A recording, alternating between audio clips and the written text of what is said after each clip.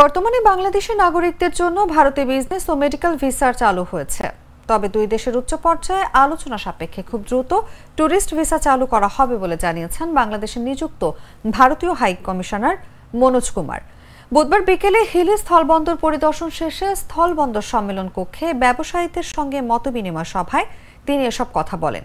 দুই দেশের সম্পর্ক ঠিক রাখার পাশাপাশি আমদানি রপ্তানির গতি বাড়াতে দুদেশের সরকার কাজ করছে জানিয়ে বৈঠকে সহকারী হাই কমিশনার মনোজ কুমার বলেন, ভারত অংশের রাস্তাঘাট ও কোয়ারেন্টাইন সহ বেশ কিছু কাজ চলমান। সেগুলো শেষ হলে এই বন্দর দিয়ে দুই দেশের মাঝে আমদানি রপ্তানি আরও বাড়বে। বর্তমানে বিজনেস ও মেডিকেল ভিসা চালু রয়েছে। দুই দেশের উচ্চ পর্যায়ের আলোচনা সাপেক্ষে খুব দ্রুত ট্যুরিস্ট ভিসা চালু হবে।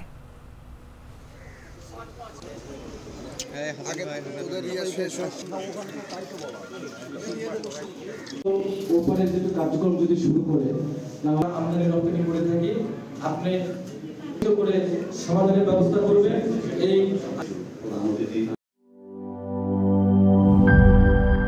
বান্ডেল থাকলে প্রতি সেনমানিতে টাকা বাঁচবে। বিকাশ সেনমানি বান্ডেল কিনে জিতুন প্রতি লেনদেনে।